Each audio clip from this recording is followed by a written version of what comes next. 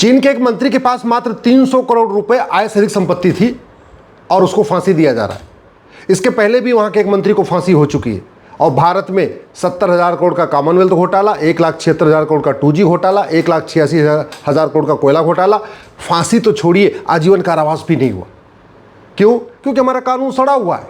इसलिए मैं बार बार कहता हूं, अगर चीन जैसे विश्व महाशक्ति बनना है तो चीन जैसा कानून बनाना पड़ेगा। अमेरिका जैसा विश्व महाशक्ति बनना है तो अमेरिका जैसा कानून बनाना पड़ेगा।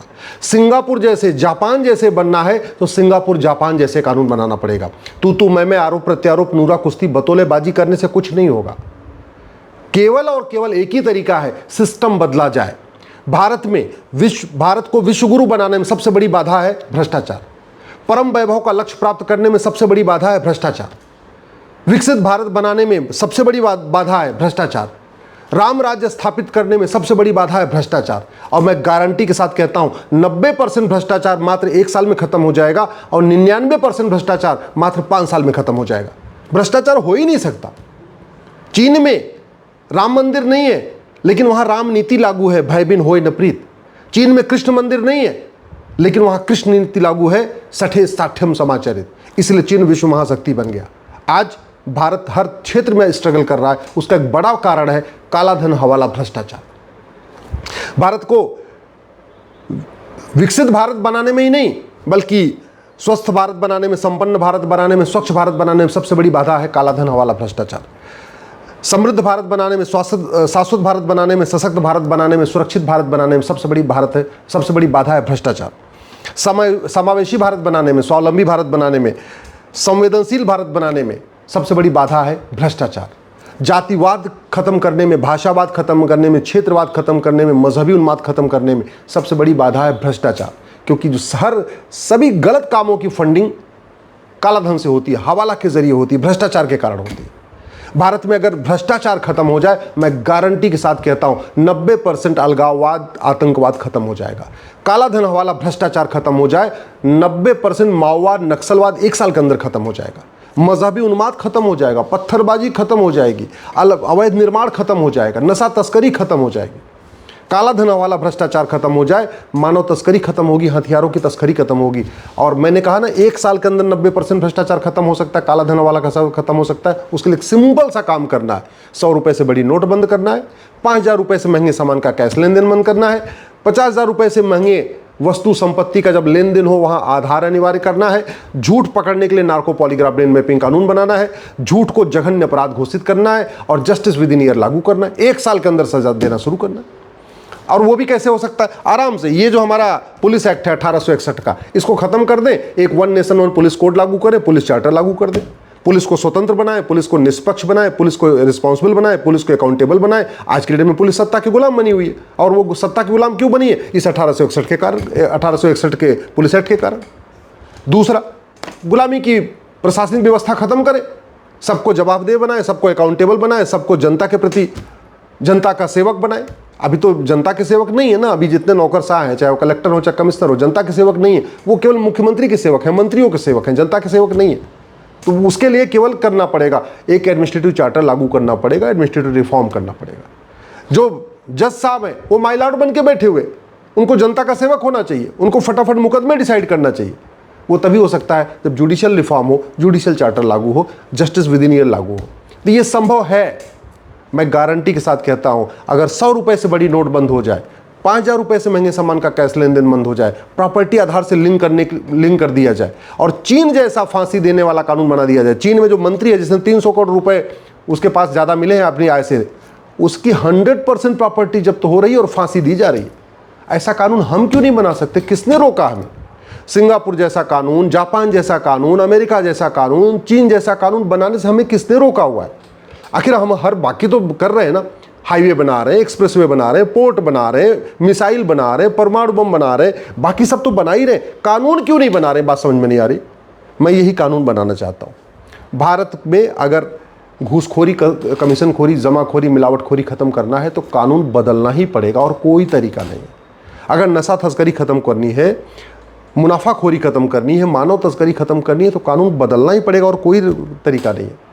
कट मनी, तोलाबाजी, हवालाबाजी, कबूतरबाजी रोकना है तो कानून बदलना पड़ेगा, भ्रष्टाचार खत्म करना पड़ेगा, जासूसी खत्म करना है, गद्दारी खत्म करना है, कानून बदलना पड़ेगा। पेपर लीक बार बार हो रहा है, यंग जनरेशन का पूरा फ्यूचर खराब हो जाता है, पेपर लीक हो जाता है। बेचारे 2 साल मेहनत करते हैं, एग्जाम देते हैं, पेपर लीक हो गया, अब चलो जी फिर 2 साल मेहनत करो, फिर पेपर होगा बाद में। ये पेपर लीक बंद हो जाएगा, भ्रष्टाचार खत्म हो जाए, अपहरण कारोबार खत्म हो जाएगा, अवैध हथियारों का कारोबार खत्म हो जाएगा, भाड़े पे हत्या खत्म हो जाएगी, बहुत हद तक अपराध खत्म हो जाएगा, भ्रष्टाचार खत्म हो जाए, अलगाववाद, आतंकवाद, माओवाद, नक्सलवाद खत्म हो जाएगा, भ्रष्टाचार खत्म हो जाए, पत्थरबाजी रुक जाएगी। और आप देख रहे हैं ना जिस तरीके से भारत में लव जिहाद चल रहा है, इस लव जिहाद की फंडिंग काला धन हवाला से होती है, लैंड जिहाद की फंडिंग काला धन हवाला से होती है, भारत में जो धर्मांतरण चल रहा है इसकी फंडिंग काला धन हवाला से होती है, भारत में घुसपैठियों को बसाया जाए, उनको जगह जगह उनके लिए झुग्गियां बना बना के उनको सेटल करने के लिए पूरी फंडिंग काला धन वाला से होती है। घुसपैठ का मूल कारण ही भ्रष्टाचार है।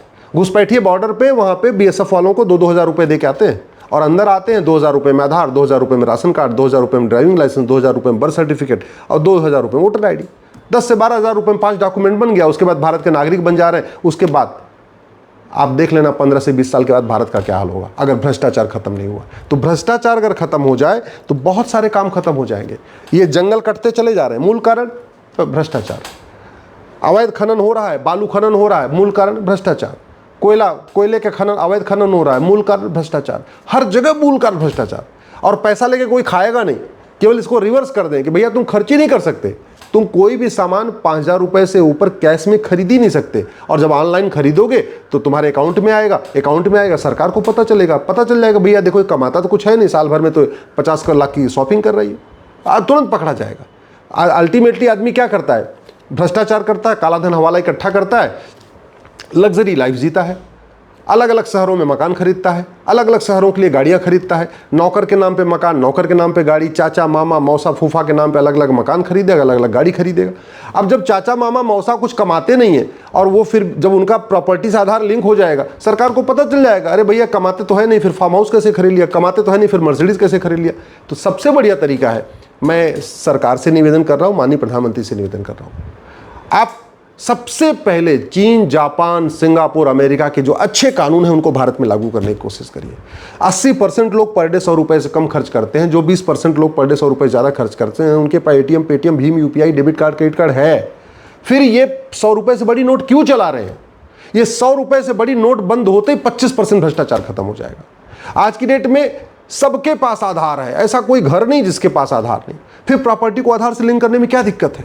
अगर 50,000 रुपये से ऊपर जैसे कोई लेन देन करे, चाहे वो मोबाइल खरीदे, चाहे वो स्कूटी खरीदे, चाहे बाइक खरीदे, कुछ भी खरीदे, वहाँ पे जैसे वो खरीदे उसके आधार से लिंक हो जाए, उसके आधार में दिखना शुरू हो जाए, हाँ भैया इस आधार नंबर पे साल भर में इतने सामान खरीदे गए जो 50,000 रुपये से ऊपर के हैं।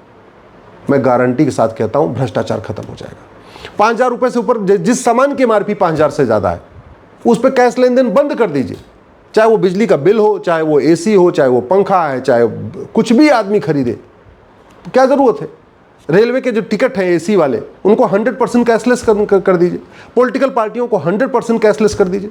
तो भैया आप जो है आप कोई कैश में कुछ काम खरीदेंगे नहीं, आपको केवल और केवल ऑनलाइन पेमेंट करना, डिजिटल पेमेंट करना। पेट्रोल पंप 100% कैशलेस हो सकते हैं, क्योंकि पेट्रोल पंप वही आएगा जिसके पास बाइक होगी, स्कूटी होगी, कम से कम वही तो आएगा। और जिसके पास बाइक और स्कूटी है वो UPI करना आता है, उसके पास ATM, Paytm, Bhim, UPI, debit card, credit card कुछ न कुछ है, तो पेट्रोल पंप हर जगह 100% कैशलेस हो सकते हैं। रेलवे स्टेशन 100% कैशलेस हो सकते हैं। एयरपोर्ट सारे 100% कैशलेस हो सकते हैं। जितने AC के टिकट हैं 100% कैशलेस हो सकते हैं। जहाँ जिसका 5,000 रुपये से ज़्यादा बिजली का बिल आ रहा है उसको 100% कैशलेस कर सकते हैं, क्योंकि भैया गरीब आदमी का बिल तो 500, 1,000 रुपये आता है, 5,000 रुपये बिल तो आता नहीं।